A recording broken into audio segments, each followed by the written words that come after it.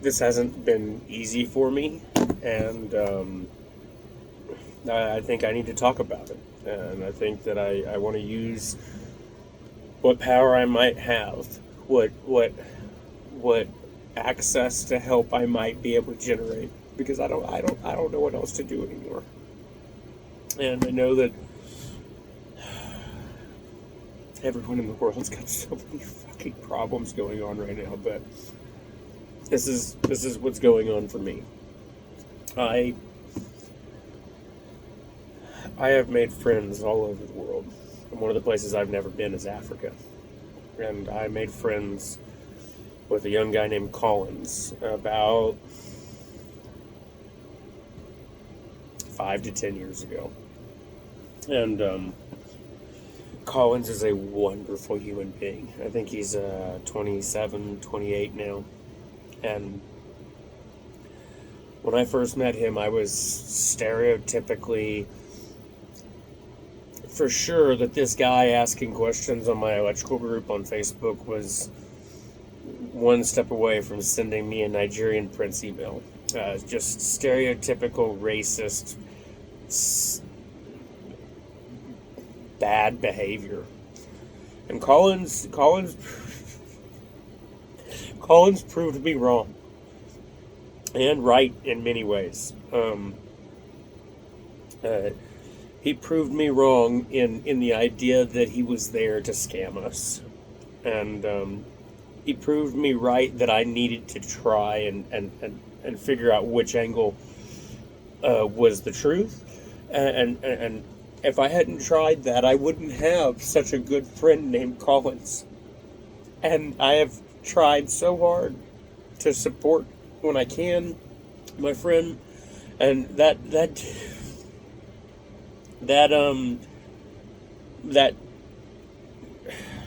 happened naturally over time, and I am by no means well off. So there's only so much I could do.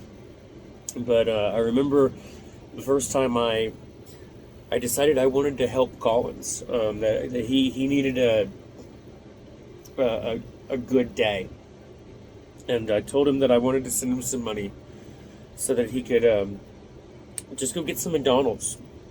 He had never had McDonald's, and there's all kinds of food in the middle of the downtown Nairobi, Kenya. I'm sure that you can go get a lot of American staples, the way that U.S. businesses have found themselves everywhere on the fucking planet. But plenty of the people in Nairobi and in Kenya and in other places around the bottom half of Africa and everywhere else in the world haven't eaten those staples. They can't afford them. They're happy enough to have ugali, and I didn't understand that metric. And when I sent Collins money for the first time, it was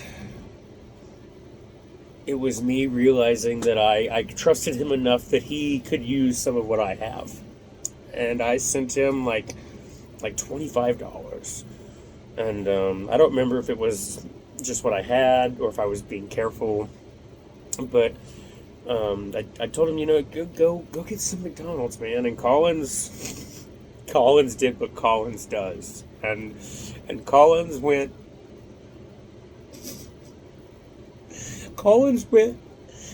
and he took his little kerosene burner, the kind that we put under fucking food trays, and he took that and donated it to the community kitchen, because he was ready to not have smoke in his fucking little tin hut that he was living in when he cooked at night. And I can't imagine having all that smoke while you're trying to fucking cook in your little place that you live, where your toilet is right there. It's a fucking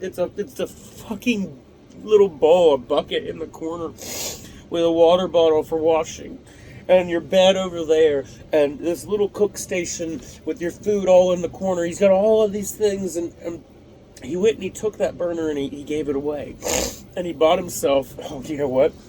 He bought himself one of these so that he could, I don't have a bottle laying around, but so he could use a little propane bottle and he could cook with the smokeless flame of propane. And then he wasn't done.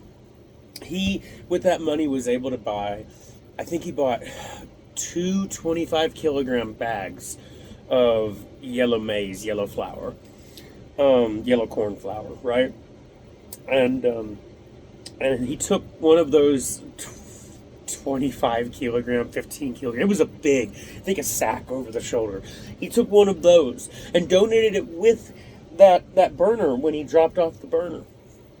And my 20 fucking dollars fed a whole community and him for a fucking minute, because ugali is just fucking baked or seared or otherwise little patties of fucking yellow corn flour and some spice and seasoning and water. I mean, like, it's such a simple, I can't even imagine if it tastes good or not, but a simple staple for them. And he chose that over McDonald's.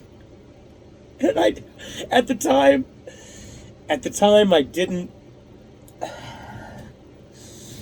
realize just how much that gesture was going to affect me. And I've done all kinds of things since then to try and help when I can. But I am one fucking person, and so is Collins. And so, I've helped here and I've helped there. But now Collins really could use our help. Could use my help. Could use anybody's fucking help. His mom passed away last week, Thursday-ish, and he's now struggling to figure out how to bury her, because that was her wish. She wanted to be buried. And I don't know if any of you are old enough as an adult to know what I know now that I didn't as a kid, but burying people's not fucking cheap. You gotta put them in a casket, and you gotta do all the things. And he doesn't ask me for money. He's never asked me for money. He occasionally says, if you could help, I could use it. And when he's asked, because it's gotta be so fucking hard for somebody who's not after fucking me over, but just, we're best friends. I talk to him all the fucking time. I'm often the only friend he has, and sometimes he's often my only friend. And right now, I don't have it. I don't have the 150,000 Kenyan shillings, which is 1,000 fucking American dollars. I don't have the 1,000 fucking dollars just to give right now. I have like 70 fucking bucks to my name until my payday comes, and things have been tight. We just got done with Christmas. His mom is they're in a state of mourning. She's in the same place she was when the wake started, because they haven't figured out how to deal with it. And he's trying to collect all these little bits and pieces of help from family and whatnot, and they're severely coming up short. And the worst part is, I was trying to avoid any more contact with him than necessary. Because I knew I couldn't help.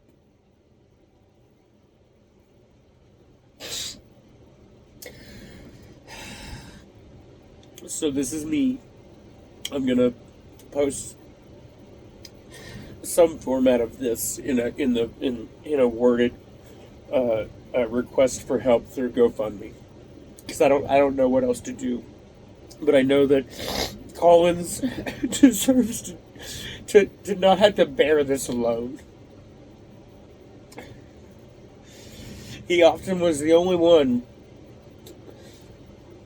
coming back over and over and over to check on Mom.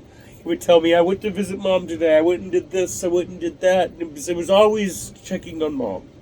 And I had recently helped, I think it was $40-ish, with supplies and food and stuff, to try and maintain her health, because he said that she wasn't doing well. And so it like sometimes on Earth, it didn't matter. But I'm stuck here now,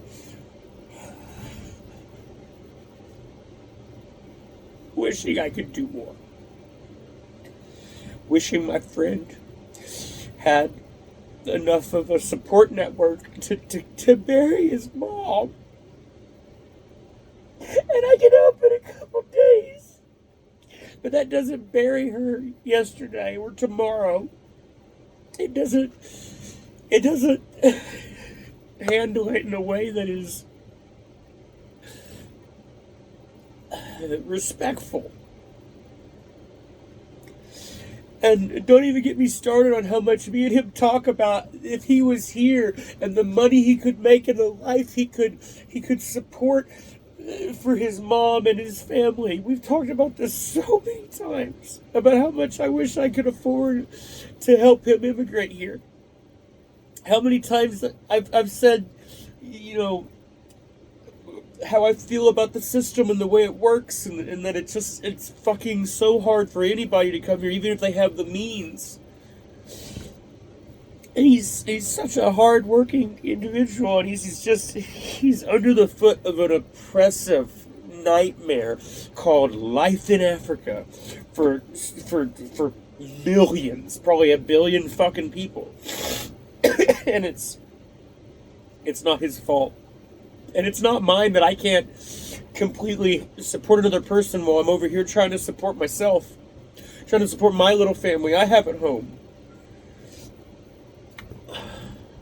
I don't know what else to do, but I wish Collins was here.